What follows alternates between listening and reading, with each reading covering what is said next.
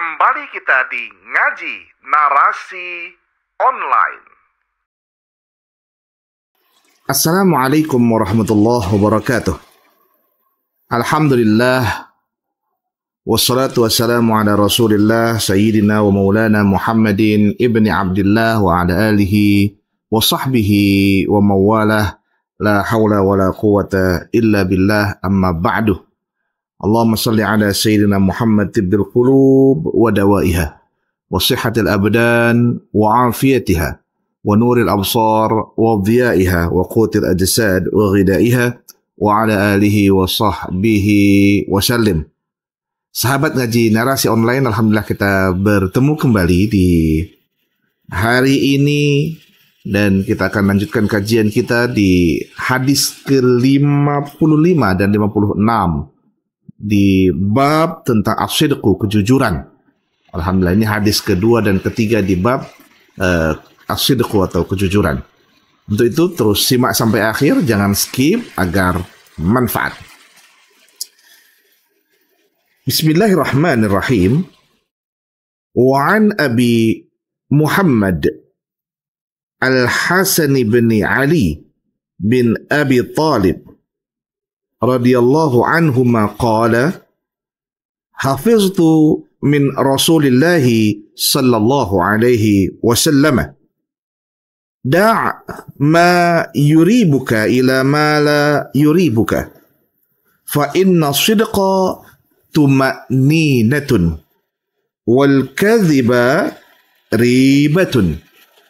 Rawahu at-Tirmidzi wa qala hadithun sahihun.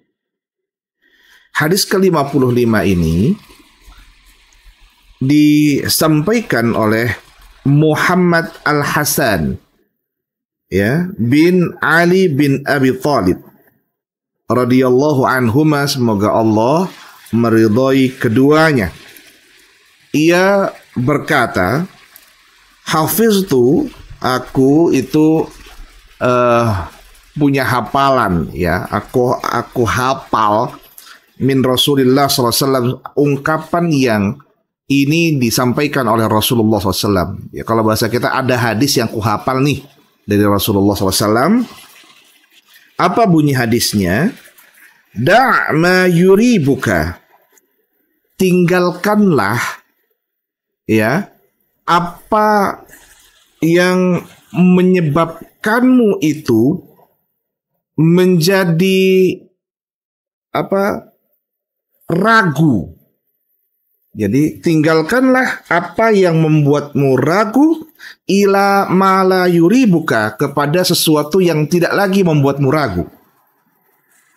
Ya. Ingat, dalam hidup ini kita berada pada sisi harus mengambil putusan, antara putusan yang memang betul-betul tidak ragu-ragu dengan keputusan yang ragu-ragu.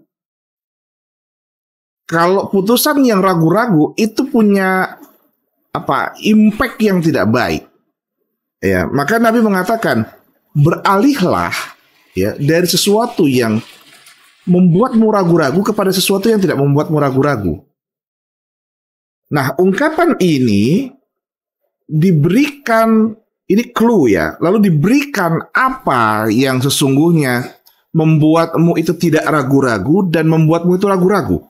Kata Nabi adalah, fa inna sidqa tuma'ninatun. Maka sungguh yang namanya kejujuran itu adalah ketenangan. Artinya jujur itu akan menciptakan ketenangan dalam batin kita, menciptakan sesuatu yang tidak akan ragu-ragu. Orang yang tenang tuh gak mungkin ragu-ragu. Gitu ya. Wal kadhiba ribatun. Sedangkan dusta, bohong itu merupakan keraguan-raguan nantinya atau kecurigaan Ya, yang namanya bohong itu pasti akan menciptakan keraguan-raguan dan menciptakan kecurigaan, pasti itu, pasti. Ya.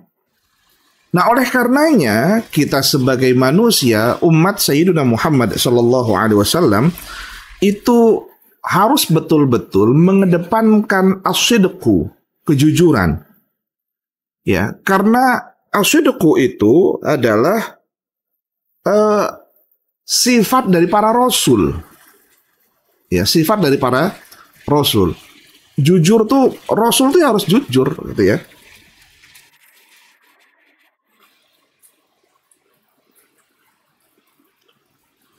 Min sifatir rusuli as-sidqu. Ya, karena dari sifat-sifatnya para utusan Tuhan, utusan Allah Subhanahu wa taala, rasul-rasul itu sifatnya adalah as-sidqu, dia harus jujur. Wa hiya sifatun lazimatun lahum, dan jujur itu adalah sifat yang wajib ada pada diri seorang rasul. Ya. Wa huwa ma'sumuna 'an diddiha, dan para rasul itu maksum, terjaga dari perbuatan yang tidak jujur. Jadi nggak mungkin yang namanya rasul itu dusta. Itu tidak mungkin. Rasul pasti jujur. Kalau rasul dusta, ajarannya adalah ajaran kedustaan, maka dipastikan isinya adalah dusta. Maka sepanjang hayat dusta, dan pasti ajaran kedustaan hancur. Nah, kalau ajaran yang tidak diajarkan dengan kedustaan, tentu ajaran kebaikan tentu hasilnya. Ya. Nah, sahabat ngaji narasi online, ya, pada aspek ini ya kita diingatkan atau diarahkan oleh Rasulullah SAW agar senantiasa tenang batin ini ya, tenang hidup ini. Dengan cara apa? Jujur. Ya, dengan cara jujur. Ya, kalau kita udah nggak jujur dalam rumah tangga, ya seperti hadis yang kita bahas yang lalu itu ya, rusak rumah tangga itu kalau udah nggak jujur. Ya, awalilah semua dengan kejujuran. Dan itulah ketenangan, tenang hidup tuh kalau jujur tuh. Ada uang, nggak ada uang, tuh kalau jujur tuh enak. Ya. Nah, dari sini penjelasan utamanya, faidah dari hadis ini bahwa as-sidqu yab'atsu fi nafsi sahibihi at-tuma'ninata fil qalbi. Kejujuran itu mampu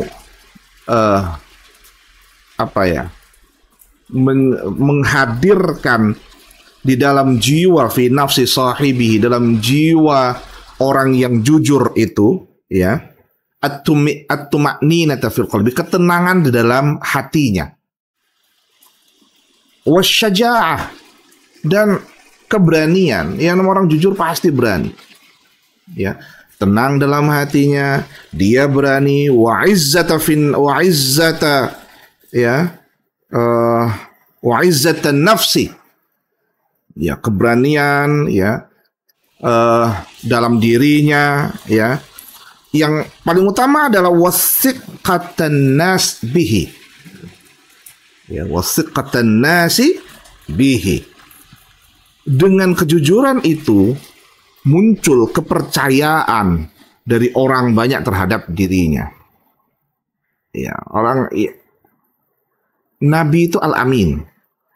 Orang yang dapat dipercaya, beliau adalah jujur, orang yang paling jujur. Sebelum jadi nabi, ya, orang semua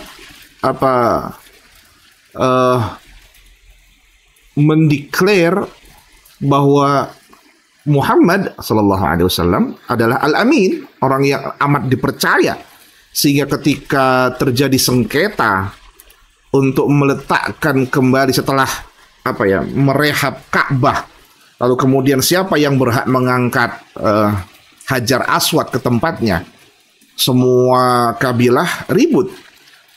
Nah, ternyata semua orang mempercayai hanya Muhammad SAW, ya, yang berhak untuk meletakkannya. Itu sebelum jadi nabi itu. Tapi sayang ketika jadi nabi, semua mengatakan bahwa nabi itu pendusta. Dan hanya orang-orang tertentu saja yang ditanamkan keimanan yang kemudian mengimani Nabi Muhammad sallallahu alaihi wasallam. Ya. Nah, oleh karenanya kejujuran itu ya mampu menghadirkan ketenangan dalam hati, ya keberanian, ya, kemudian kepercayaan ya terhadap manusia. Ya, orang pasti percaya dengan dirinya. Wal kadhiba, sedangkan kedustaan itu yab'atsu fi nafsi sabihi asyakka. Sedangkan kedustaan itu akan menghadirkan pada pribadinya itu adalah asyak, ya, keraguan-raguan, wa taraddud,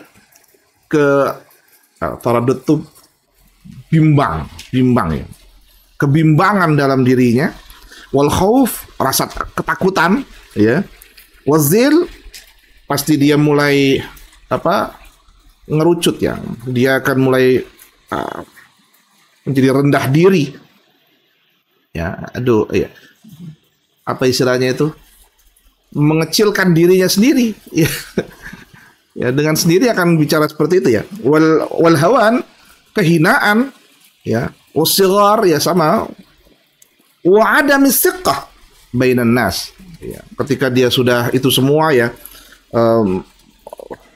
ragu-ragu, bimbang, takut, ya, kemudian menjadi rendah diri, hina, mengecil dirinya, ya, pasti ada masiqah, tidak ada lagi kepercayaan di antara manusia terhadap dirinya.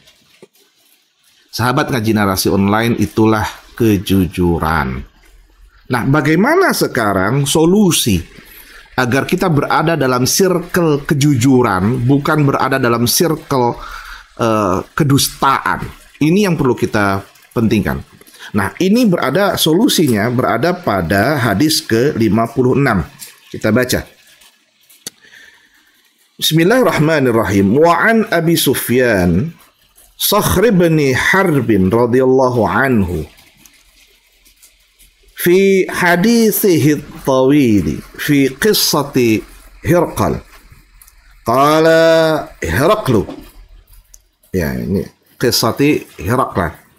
Qala Hiraqlu, famadha ya'murukum? Yani an-nabiy sallallahu alaihi wasallam. Qala Abu Sufyan, qultu yaqulu u'budullaha wahdahu la tushriku bihi syai'an watruku ma yaqulu aba'ukum wa ya'muruna bis salati was sidqi wal afafi wasillati, muttafaqun alaih. Hadis ini, ya, disampaikan oleh Abu Sufyan Sakhr bin Harb, semoga Allah meridainya, fi hadisihi tawil fi qissati Hiraqla. Ini hadisnya aslinya, ya, hadis yang panjang sekali tentang Kaisar Heraklius, ya, di mana Nabi kan mengirim surat kepada Kaisar Heraklius itu untuk mengajak beliau masuk Islam, gitu, ya, menyampaikan dakwah Islam, menyampaikan dakwah Islam kepada Kaisar. Nah, ini hadisnya panjang, tapi diungkapkan dalam hadis ini, ya, diambil potongan utamanya, tentu yang berkenaan tentang kejujuran ini, ya, karena babnya bab kejujuran. Apa kata beliau? Qala Hiraqlu. Jadi ini Kaisar Heraklius ini ngomong, famadha ya'murukum? Apa yang disampaikan, yang diperintahkan kepada kalian oleh Nabi Muhammad sallallahu alaihi wasallam. Ya, kalau bahasa kitanya, kira-kira apa yang dititipkan oleh Muhammad sallallahu alaihi wasallam kepada Sayyidina Muhammad sallallahu alaihi wasallam kepada kalian untuk disampaikan kepada kami. Istilahnya begitu. Qala Abu Sufyan, lalu Abu Sufyan berkata, qultu, yaqulu beliau Sayyidina Muhammad sallallahu alaihi wasallam itu menyampaikan, pertama, u'budullaha wahdah la tusyriku bihi syai'a. Sembahlah Allah yang Maha Esa, ya, dan jangan kalian mensyirikatkan Allah dengan selainnya, dengan segala sesuatu selain Allah. Jangan menduakan Allah, mensyirikatkannya dengan yang lain.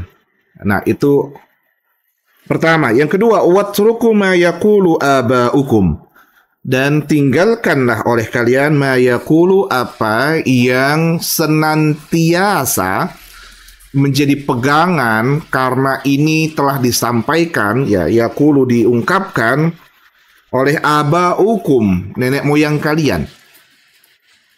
Ya, kadang-kala kan kita, ini dulu kakek kami pernah menyampaikan, nenek. Nah, itu ungkapan-ungkapan nenek moyang yang dulu menyampaikan tentang kesyirikan, kedustaan dalam agama, ya, tolong tinggalkan semuanya.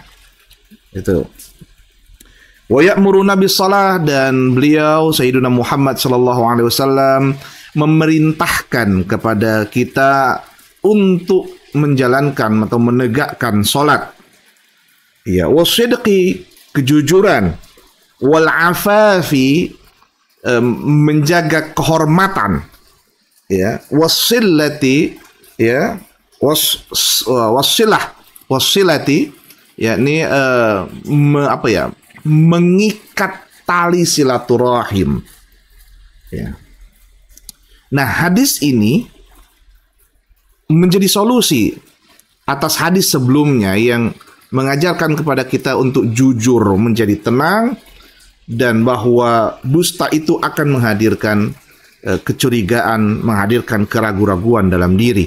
Nah, oleh karenanya circle-nya adalah tercipta dengan cara ini. Ini solusi. Setidaknya ada beberapa catatan bangun, ya, untuk mengungkapkan bahwa ini adalah solusi. Yang pertama, Nabi, ya, mengungkapkan u'budullah wa la tusyriku bihi syai'a. U'budullaha wahdah, sembahlah Allah di mana Allah Maha Esa, ya, dan jangan pernah berlaku syirik kepada Allah atau menserikatkan Allah dengan yang lainnya. Watruku ma yaqulu aba'ukum, dan tinggalkan apa yang menjadi pegangan bagi kalian dari ungkapan para nenek moyang kalian. Ya. Ini adalah bangun kepercayaan diri. Membangun kepercayaan diri itu akan sukses dengan dua hal. Pertama, bangun di dalam hatinya. Yang kedua, bangun dalam otaknya, pikirannya. Membangun hati itu artinya membangun kecerdasan spiritual dengan cara u'budullah wa la tusyriku bihi syai'a. Sembah Allah dan jangan berserikat. Jangan serikatkan Allah dengan yang lainnya. Jangan menyembah selain Allah, istilahnya gitu. Ya, jangan buat ada Tuhan lainnya. Hanya Allah semata yang wajib disembah. Ini bangun spiritual dalam hati kita. Ya, dalam hati ini ketika dia menguatkan spiritualitasnya, maka ketenangan batin muncul. Tapi ingat, hati memiliki korelasi dengan otaknya, pikirannya. Maka otak itu watruku ma yaqulu aba'ukum, ya.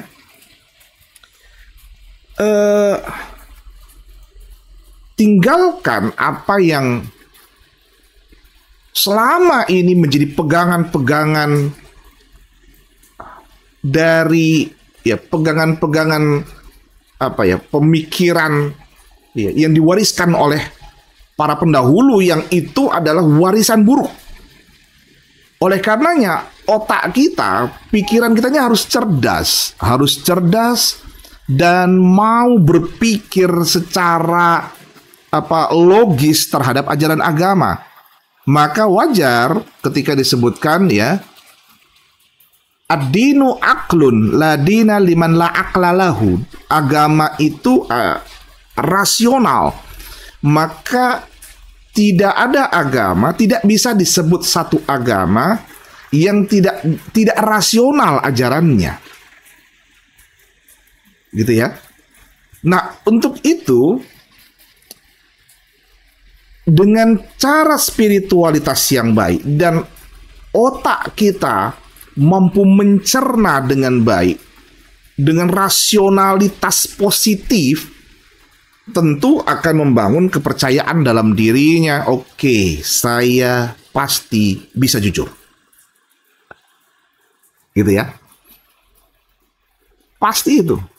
Karena bangun kepercayaan diri dari hati dan akalnya secara sinergi.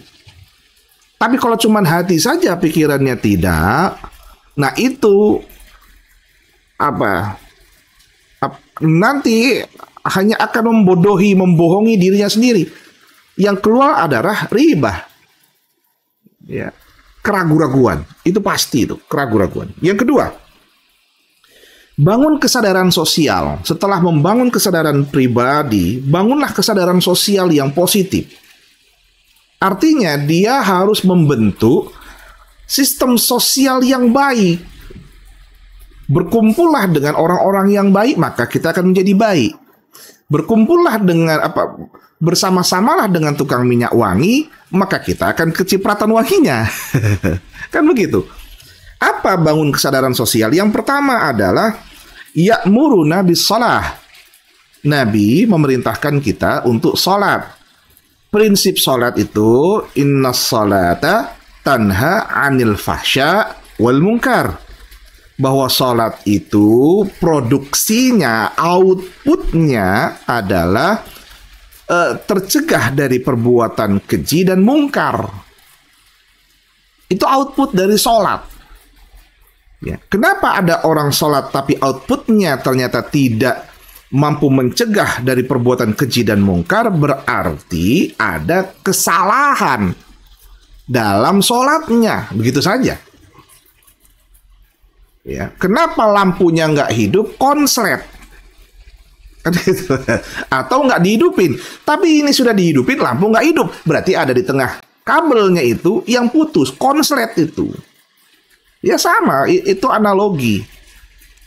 Ya. Kalau lampunya ketika kita saklarnya kita hidupkan, lampunya hidup, berarti connect. Kalau dia sholat dan sholatnya itu outputnya tercegah dari perbuatan keji dan mungkar, connect. Kalau enggak, berarti ada konslet di tengahnya. Berarti sholatnya ada yang konslet. Gitu ya. Itu bangun sosial yang baik. Orang yang sholat itu, ya ya'muruna bis-shalah itu artinya mampu berdiri sama tinggi, duduk sama rendah, gitu ya. Itu orang sholat. Bahkan orang yang sholat itu pernah dalam kajian-kajian sebelumnya itu berani untuk meletakkan kepalanya berada di bawah tempat keluarnya kotoran. Ya, lebih rendah dari tempat keluarnya kotoran. Itu orang sujud, kepalanya di lantai, minta maaf. Duburnya di atas, berada di atas kepala, lebih tinggi dari kepala kita. Tempat keluarnya kotoran. Itu ketawaduan. Ya, ketawaduan itu orang yang dia tahu posisi dalam bermasyarakat dengan baik. Nggak perlu sombong di hadapan orang banyak itu. Meskipun kita sudah punya jabatan tinggi, popularitas. Kalau pernah dengar ceritanya tentang Imam Al-Ghazali yang dulu amat hebat dalam ilmu ilmu zahir, ya, ilmu usul fikihnya hebat, filsafatnya, ya logika ya, main logikanya keren. Tapi beliau kering hati. Akhirnya apa? Ini nggak bisa ini untuk menjadi satu ajaran hebat yang perlu disampaikan. Perlu ada ajaran batin. Nah itu tadi ya. Nah itu yang dibutuhkan itu. Nah untuk itu orang yang ketika dia sholat seperti Imam Al-Ghazali menikmati sholatnya dengan benar, bukan tata gerak sholatnya saja, isi dari sholat itu, rasa dari sholat itu, baru dia merasakan nikmatnya bersosial. Oh, ternyata kesombongan dalam bermasyarakat tidak penting. Itu kan ternyata besar ilmu itu lebih berada di bawah dari besarnya Allah Subhanahu wa Ta'ala. Itu sholat. Yang kedua adalah as-sidqu, kejujuran. Ya. Karena as-sidqu itu tumakninatun. Karena kejujuran itu betul-betul menciptakan ketenangan. Ya. Dan kedustaan itu riba. Dia menghadirkan keraguan-raguan, kecurigaan, baik pada dirinya maupun pada orang lain, orangnya pada diri kita. Pasti itu semuanya menciptakan keraguan-raguan dalam bersosial. Ya. Circle sosial yang jujur itu nikmat. Tapi ketika dibuat, ini memang problem kita saat ini adalah bahwa kita punya pribadi yang as-sidqu, tapi sistem ternyata tidak membawanya untuk berlaku jujur. Nah, sistem ini yang berat. Nah, oleh karenanya ada ikhtiar. Ikhtiar itu upaya. Sampai mana upaya itu kita lakukan? Ya. Meskipun orang benci ya. Ya. Kita itu kalau jujur tuh ya orang dibenci, nggak suka. Kemudian yang ketiga adalah yang pertama tadi dengan cara sholat, yang kedua itu membangun kesadaran sosial ya dengan cara sholat, yang kedua jujur, yang ketiga afaf. Afaf itu adalah menjaga kehormatan dalam diri ini. Ya. Sosial akan baik kalau dia menjaga kehormatannya. Orang yang menjaga kehormatannya pasti nggak mau kehormatannya rusak itu. Maka jujur itu pasti akan amat menjaga kehormatannya. Kalau sudah menjadi pendusta, hancur. Hancur. Karena kehormatan itu bukan saja menjadi pakaian dirinya, tapi juga menjadi pakaian orang-orang terdekatnya, anaknya, istrinya, keluarganya, orang tuanya, semuanya. Dan yang ketiga adalah as-silah, bangun silaturahim, ya, mengikat tali kebersamaan, ya. Jadi ini empat solusi untuk bangun kesadaran sosial dengan cara sholat. Ya, sholat itu adalah substansi dari kebaikan amal. Jujur adalah kebaikan ungkapan. Afaf, menjaga kehormatan, adalah kebaikan perilaku. Ya, ya, sikap, akhlak, ini akhlak, afaf.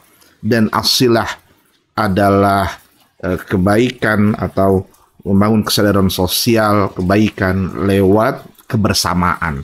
Orang nggak bisa hidup sendiri dalam kebaikan, dia butuh kebersamaan. Orang bisa jujur karena dia melihat orang sekitarnya jujur. Orang bisa menjadi pendusta karena dia melihat sekitarnya dusta. Sahabat ngaji narasi online, itulah kajian kita pada hari ini, membahas tentang jujur menciptakan ketenangan, dusta menciptakan kecurigaan, keraguan-raguan. Mudah-mudahan manfaat buat kita semua. Insya Allah ini berkah buat kita. ikhtiarlah terus ya, berupaya terus untuk melakukan kebaikan dengan cara kejujuran meskipun orang amat membenci kita. Ya, amat membenci kita. Sebisanya, seupayanya, karena Allah melihat apa yang kita lakukan. Semoga Allah menjaga kita, menyelamatkan kita dari fitnah-fitnah dunia ini. Amin ya rabbal alamin. Allahumma anfa'na bima 'allamtana وعلمنا ما ينفعنا وارزقنا علوما تنفعنا واهدنا سبل السلام وصلى الله على سيدنا محمد النبي الأمي وعلى آله وصحبه وبارك وسلم وفقنا الله جميعا لما يحبه ويرضاه. السلام عليكم ورحمة الله وبركاته.